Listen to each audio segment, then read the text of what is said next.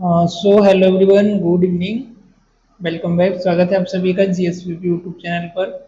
आज के इस लेक्चर में हम जानेंगे कोलोरेक्टल कैंसर के बारे में। व्हाट इज कोलोरेक्टल कैंसर, इसके कौन कौन से टाइप में, कौन कौन सी इसकी स्टेजेस हैं, एंड इसका रिस्क फैक्टर क्या होते हैं, causes and risk factor, sign and symptoms के बारे में हम देखेंगे, और डायग्नोस्टिक वैल्यूएशन, और फाइनली हम बात करेंगे मेडिकल एंड सर्जिकल मैनेजमेंट के बारे में। तो चलिए लेक्चर को हम शुरू करते हैं, वीडियोस को हम शुरू करते हैं। कोलोरेक्टल कैंसर, इन शॉर्ट में हम इनको सीआरसी से रिप्रेजेंट करते हैं। कोलोरेक्टल, कोलोन में, कोलोन मीन्स आपकी लार्ज इंटेस्टाइन, और लार्ज इंटेस्टाइन का जो आपका पार्ट है रेक्टल, उस जगह पर आपको कैंसर होना, दिस इज कोलोरेक्टल कैंसर।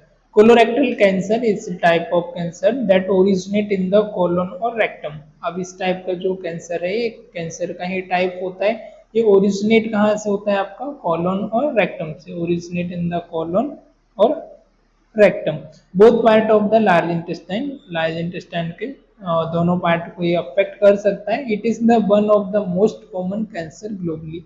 ये आपका पूरे वर्ल्ड वाइड देखा जाए ग्लोबली तो एक मोस्ट कॉमन टाइप का कैंसर है। अक्सर ये कैंसर होता है, but it is highly treatable, और उसी के साथ साथ ये हाईली ट्रीटेबल भी होता है। आप इससे ट्रीट कर सकते हो, एंड यदि आप इसे अर्ली डिटेक्ट कर सकते हो, पहली स्टेज या सेकेंड स्टेज तक है तभी आप, या जीरो स्टेज तक आप इसे डिटेक्ट कर पा रहे हो, आप इसके बारे में पता लगा लेते हो, तो आप इसे आसानी से ट्रीट कर सकते हो। This is the highly treatable disease, sorry, okay.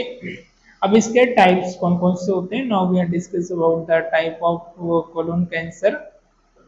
तो फर्स्ट यहाँ पर आता है आपका adenocarcinoma. Adenocarcinoma most common type, जो है आपका मोस्ट कॉमन टाइप होता है चारों टाइप्स में से, और arising from the glandular cells. ये जो अराइज होता है, इसकी कहाँ से अराइज होता है आपका, ग्लैंडुलर जो आपके सेल्स होते हैं, स्पेशली जो ग्लैंड्स को फॉर्म करते हैं, cells lining in the colon और रेक्टम। ग्लैंडुलर सेल्स और कहाँ पर प्रेजेंट होते हैं, जो आपकी लाइनिंग होती है आपकी किसकी, रेक्टम की और कोलोन की, लार्ज इंटेस्टाइन की, उस जगह से अराइज होता है।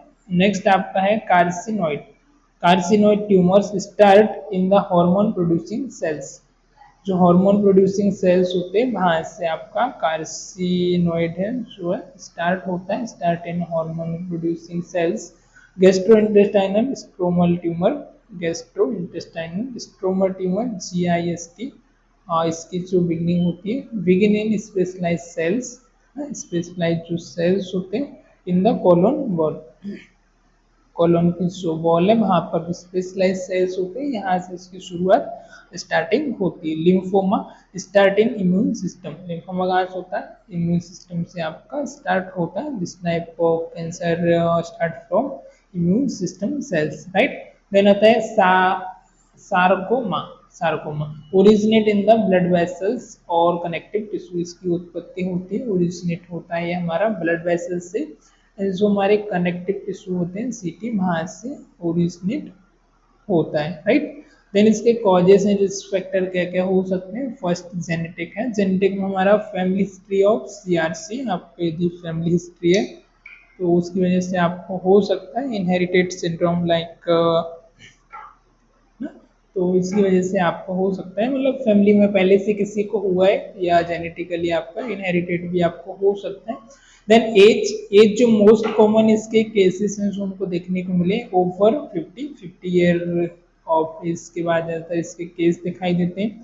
डाइट हाई इनटेक और रेड प्रोसेस मीट, जो मीट है हाई इनटेक यदि आप ले रहे हैं, तो जो मीट, रेड मीट जो होता है ना, हाई इंटेक यदि आप उसका कर रहे हैं प्रोसेस्ड मीट का, तो उसकी वजह से भी आपको हो सकता है। कुछ हमारी लाइफ स्टाइल आती है, स्मोकिंग हो गया, अल्कोहल कंजप्शन हो गया है ना, सेडेंट्री लाइफ स्टाइल की वजह से भी हो सकता है। ओबेसिटी, मोटापे की वजह से भी हो सकता है, ये भी एक एसोसिएटेड रिस्क फैक्टर होता है। कुछ हम मसाले खाते हैं जिनमें हमारे माइक्रोप्लास्टिक आते हैं, उनकी वजह से हो सकता है ना। जो हम जो चाइनीज भेल वगैरह खाते हैं उनमें जो हमारी शेजवान की चटनी होती है उससे भी, इवन जिसमें हम जो कलर यूज करते हैं ना, उससे भी हमारा हो सकता है। Right. Then chronic condition inflammatory bowel disease, यदि आपको आईबीडी है, इन्फ्लेमेटरी बोवल डिसीज है, तो वो भी है आपका, यदि क्रॉनिक है, लॉन्ग समय से क्रॉन्स डिसीज है, अल्सरेटिव कोलाइटिस एक्सेट्रा है, तो उसकी वजह से भी आपको एक एसोसिएटेड केस हो सकता है कि आपको कोलोन कैंसर, कोलोरेक्टल कैंसर हो सकता है। अब इसकी स्टेजेस हैं, तो स्टेज 0 से लेकर के हमारी 4 स्टेज हैं, इनके बारे में हम एक के बाद एक समझने वाले हैं। तो फर्स्ट हम यहाँ पर देखेंगे stage 0। Cancer is only in the inner most layer of the colon और रेक्टम। 0 जो स्टेज होती है, यहाँ पर कैंसर आपका जस्ट बिगिनिंग करना शुरू करता है, होता है, और इस स्टेज पर आपका जो कैंसर होता है वो कॉलोन की जो इनर मोस्ट लेयर होती है, कौन सी लेयर होती है, इनर मोस्ट जो आपकी लेयर होती है, वहां पर ये जो इनर मोस्ट लेयर होती है वहां पर जस्ट सिचुएटेड होता है, जस्ट शुरू होता है, स्टार्टिंग होती है, जिससे कि हमारी this is just minute, okay, this is large intestine,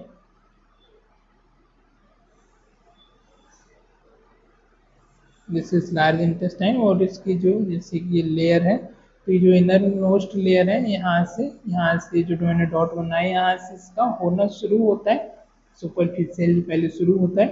stage first में आता है cancer can grown into the deeper layer but it has not spread outside the colon. Okay, second not second, first stage में जो हमारा cancer होता है वो grow करता है हमारी डीपर लेयर पर, सुपरफिशियल से अभी किधर ग्रो कर गया है, जो हमारी डीप लेयर है वहां तक ये रीच हो गया, वहां तक ये पहुंच गया है layer, but it has not spread outside the colon, but ये कोलोन के आउटसाइड का है, स्प्रेड नहीं करता है, कोलोन में आपकी लार्ज इंटेस्टाइन है वहीं तक रहता है। स्टेज सेकंड में क्या होता है, cancer has spread through the colon, stage second में आपका कैंसर है वो स्प्रेड हो जाता है आपके कोलोन के through ball, but not the lymph node, but इसमें आपका लिम्फ नोड का इन्वॉल्वमेंट नहीं होता है, सिर्फ आपके कोलोन में स्प्रेड होता है।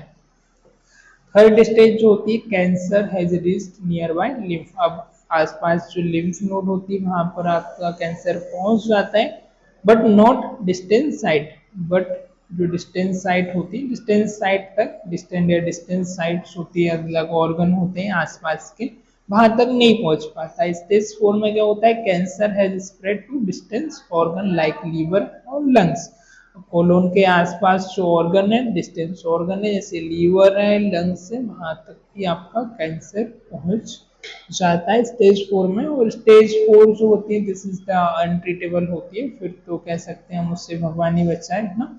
तो एक लास्ट स्टेज होती है, काफी जो आपका कैंसर है वो अलग ऑर्गन तक पहुंच जाता है ना, तो इंसान फिर मौत के पास आ जाता है, राइट। देन क्लिनिकल मैनिफेस्टेशन, तो हम यदि पहली या सेकंड स्टेज तक हम इससे रिकवर कर सकते हैं, यहाँ तक चांस होते हैं तो रिकवर होने के। कैंसर में क्या होता है हम समझते हैं कि इसमें हमारा अनवांटेड या ग्रोथ होता है हमारे सेल्स का, टिश्यू का, इन्फेक्टेड सेल्स का, राइट। देन ब्लड सेल्स, अब हम देखेंगे क्लिनिकल मैनिफेस्टेशन यानी कि साइन एंड सिम्टम क्या क्या हो सकते हैं। फर्स्ट आपका आएगा ब्लड इन स्टूल, आपका जो स्टूल है ब्लीडिंग होगी, आपको रेक्टल ब्लीडिंग, जब भी आप पुप्स के लिए जाएंगे आपको स्टूल के साथ साथ ब्लड आएगा। चेंज इन बोवल हैबिट, जो आपकी बोवल हैबिट उसमें आपको चेंज हो सकता है, मीन्स आपको डायरिया हो सकता है, कॉन्स्टिपेशन भी आपको हो सकता है, एब्डोमिनल पेन और डिस्कम्फर्ट आपको हो सकता है, पेट में दर्द होना और कंफर्ट फील नहीं होना। अनएक्सप्लेन वेट लॉस, आपका वजन लॉस होगा, अनचाहा वेट लॉस होगा। फटिग एंड वीकनेस, थकान भी महसूस हो सकती है, कमजोरी हो सकती है। Feeling of incomplete evacuation after bowel movement, उल्टी जाने के बाद भी, पुप्स डेफिकेशन जाने के बाद भी पेट आपका भरा भरा लगेगा, आपको लगेगा कि पेट खाली नहीं हुआ, इनकम्प्लीट इवैक्यूएशन हुआ है। Okay, now we are talk about the diagnostic evaluation, कौन कौन से आपके डायग्नोस्टिक इवैल्यूएशन हो सकते हैं। तो फर्स्ट आपका आता है कोलोनोस्कोपी, जो लार्ज इंटेस्टाइन उसकी आपको स्कोपी करते हैं हम, जिसमें हम डिटेक्ट करते हैं पॉलिप्स वगैरह है तो उसको हम रिमूव करते हैं, बायोप्सी वगैरह हम सैंपल भी कलेक्ट कर लेते हैं, इसी के साथ साथ सीटी कोलोनोग्राफी करा लेते हैं, वर्चुअल कोलोनोस्कोपी जिसको हम बोलते हैं। नॉन इन्वेसिव आपका इमेजिंग स्टडी टेक्निक्स होती है, बायोप्सी जिसमें हम टिश्यू कल्चर लेते हैं, सेल्स इन्फेक्टेड सेल्स का, कैंसरस सेल का एग्जामिन के लिए। सीटी एमआरआई करा सकते हैं for staging and determining the extent of spread. आपका जो अलग अलग स्टेजेस पर स्प्रेड तो नहीं हुआ है, ये सारी चीजें कौन सी स्टेज पर है, तो ये सब डिटरमाइन कराने के लिए you can go for CT and scan. Then CEA blood test, right? What is not CEO, Chief Executive Officer, right? There is CEA. CE blood test check for कार्सिनो embryonic antigen. कार्सिनो embryonic कोई antigen तो नहीं है, ये check करने के लिए हम इसको कराते हैं। इसका फुल फॉर्म है कार्सिनो एम्ब्रोनिक एंटीजन। ये ट्यूमर मार्कर, जो कि हमारे ट्यूमर का फॉर्म हुआ है उसको मार्कर करता है, उसको चेक करते हैं।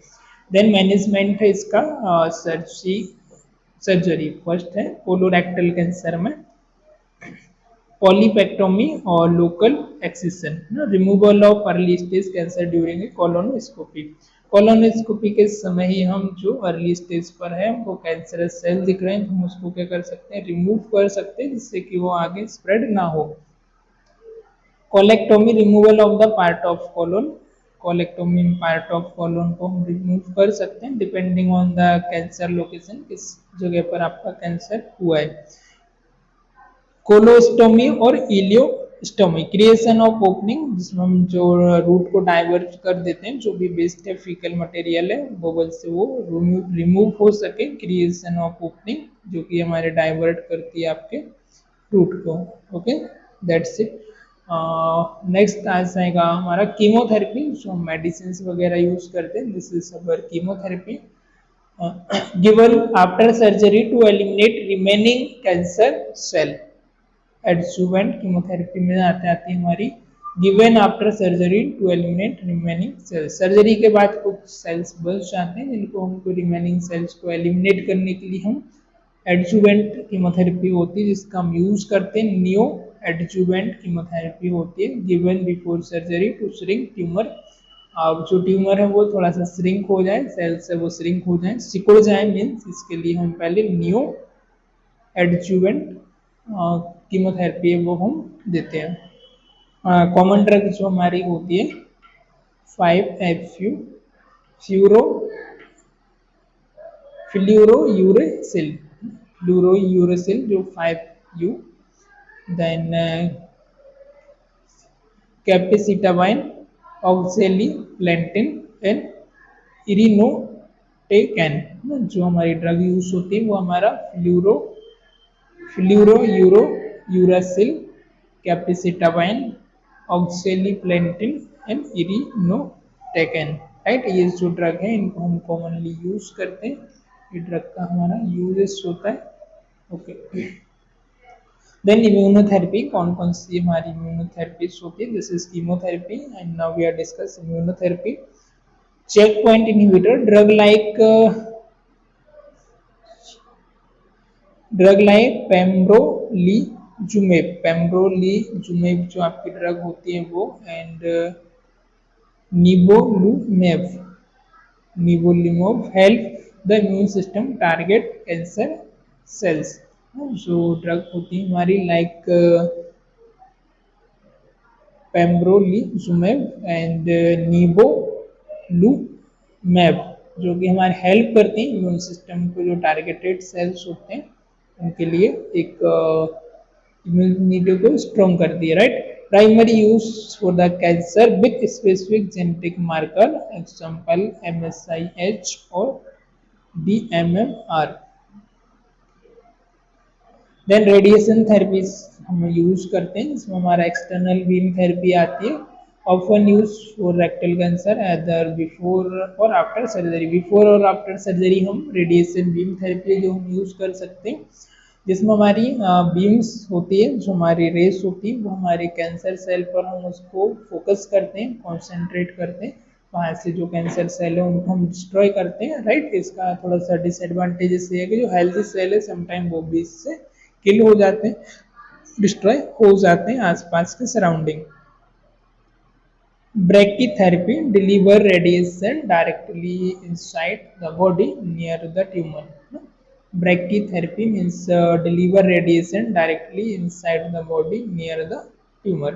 प्रिवेंशन ऑफ कोलोरेक्टल कैंसर, इसका प्रिवेंशन क्या क्या हो सकता है? Screening regularly, colonoscopy starting age 8:45 और earlier with the risk factor.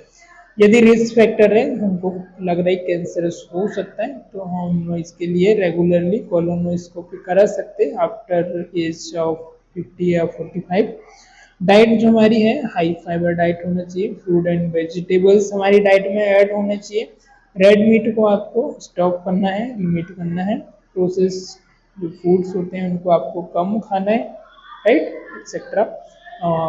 And exercise regularly, physical activity आपको रेगुलरली करना है, एक्सरसाइज हो गया। Weight management, maintain a healthy diet आपको लेना है, वेट आपको मैनेज करना है, ओवर वेट नहीं होना चाहिए, मोटापा नहीं होना चाहिए। कुछ लाइफस्टाइल आपको चेंजेस करना है, जैसे कि स्मोकिंग को आपको स्टॉप करना है, अल्कोहल को आपको स्टॉप करना है, लिमिट करना है। एस्पिरिन, सम स्टडीज जैसे एस्पिरिन मेडिसिन है और दैट लो डोज एस्पिरिन में रिड्यूस द रिस्क, है ना, तो एस्पिरिन भी थोड़ा सा रिड्यूस कर सकती है रिस्क को, right. Then nursing management, preoperative management, operation से पहले आपका क्या क्या मैनेजमेंट होगा, पेशेंट को आप एजुकेट करेंगे, एक्सप्लेन द प्रोसीजर्स के बारे में, एक्सपेक्टेड आउटकम्स के बारे में, क्या क्या कॉम्प्लिकेशंस हो सकते हैं प्रोसीजर के और एक्सेट्रा, क्या क्या इसका आउटकम्स आ सकते हैं, कॉम्प्लिकेशन के बारे में, प्रोसीजर के बारे में आप एक्सप्लेन करेंगे। बोबल प्रिपरेशन, लेक्सेटेटिव एनिमा वगैरह आप दे देंगे जिससे पेशेंट का बोबल है वो क्लियर हो जाए। यदि एनबीएम रखना है तो पेशेंट को आप एनपीएम रख सकते हो, फिजिकल फिटनेस करा सकते हो। न्यूट्रिशनल सपोर्ट पेशेंट का प्रॉपर होना चाहिए, पेशेंट में रिक्वायर लो रेसिड्यूल डाइट होनी चाहिए जिससे कि ज़्यादा कॉन्स्टिपेशंस ना हो। डाइट और आईवी न्यूट्रिएंट हो साथ, या फिर आप आईवी पेरेंटल न्यूट्रिएंट भी दे सकते हैं, राइट, यदि मेल न्यूट्रिशन की कंडीशन है तो। इनकेस इमोशनल सपोर्ट, साइकोलॉजिकल आपको सपोर्ट देना है पेशेंट को एंजाइटी है तो पेशेंट आपका फील रिलैक्स करना चाहिए, फ्री फ्रॉम एंजाइटी होना चाहिए। पेशेंट के जो भी कंसर्न है, जो भी क्वेश्चन है वो आपको क्लियर करना है, पॉसिबल कोलेस्टोमी। और पोस्ट ऑपरेटिव मैनेजमेंट हम देखेंगे, pain management, monitor for complication, pain को आपको मैनेज करना है, एनालिसिक एंटीपायरेटिक मेडिसिन आपको देना है। मॉनिटर फॉर कॉम्प्लिकेशन, जो भी कॉम्प्लिकेशन है वो आपको मॉनिटर करना है। Watch for sign of infection, bleeding और बबल ऑब्स्ट्रक्शन, जो भी कॉम्प्लिकेशंस आ रहे हैं वॉच, उनको जो भी साइन है ना कॉम्प्लिकेशन के वो उनको मॉनिटर करना है। इन्फेक्शन हो गया, ब्लीडिंग हो गया या बबल ऑब्स्ट्रक्शन तो नहीं हो रहा है वो हमको स्टोमा केयर, यदि स्टोमा है तो आपको स्टोमा केयर करना है, कोलेस्टोमी वगैरह है तो उसकी आपको केयर करना है।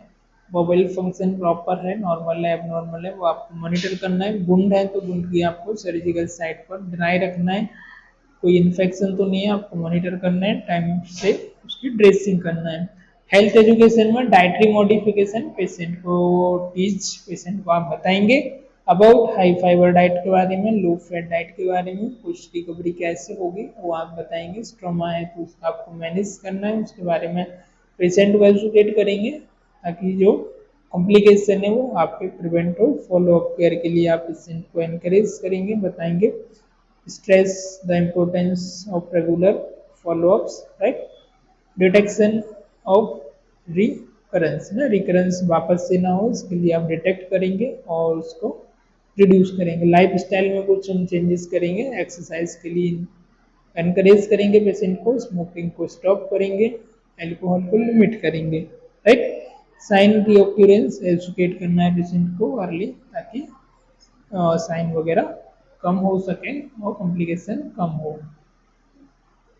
So it's all about the cancer. एक बार हम इसे सम ऑफ कर लेते हैं। यहाँ पर हमने जाना कैंसर का कोलोरेक्टल इन्फॉर्मेशन, कोलोरेक्टल कैंसर क्या है, इसके टाइप्स के बारे में, जिसमें हमने देखा type 1, type 2 adenocarcinoma, carcinoid, gastrointestinal lymphoma और sarcoma. Causes family history, genetic, age, diet, lifestyle, obesity की वजह से हो सकता है। कुछ chronic condition, IBD, Crohn's disease, ulcerative colitis से हो सकता है। स्टेज 0 से लेकर के 4 यहाँ पर हमने देखी। क्लिनिकल मैनिफेस्टेशन में मेनली आपका रेक्टम ब्लीडिंग होना, स्टूल विद ब्लड है, चेंज इन बबल हैबिट हो सकता है, एब्डोमिनल पेन और डिस्कम्फर्ट, अनएक्सप्लेन वेट लॉस होगा, fatigue and weakness etcetera. Colonoscopy diagnostic test में आपका CT scan, colonography, visual examination, biopsy, CT MRI, CEA test आप भी करा सकते हैं। सर्जिकल में polypectomy, colon local incision excision होता है जो कि कोलेक्टोमी और कोलोनोस्टोमी एक्सेट्रा, इलियोस्टोमी भी आप यहाँ पर करा सकते हैं। मेडिकल कीमोथेरेपीज वगैरह आप यूज कर सकते हैं, इम्यूनोथेरेपी, रेडिएशन थेरेपी आप यूज कर सकते हैं। डाइट और लाइफस्टाइल हम यहाँ पर चेंज कर सकते हैं ना। Health education, pre and post operative nursing का जो मैनेजमेंट है वो प्रॉपर तरीके से करके ओवरऑल हम इससे मैनेज कर सकते हैं, आउटकम तक हम रीच कर सकते हैं, राइट। तो आज के लेक्चर में फिलहाल इतने ही, मिलते हैं किसी और लेक्चर में। Till the time, goodbye, thank you for watching this.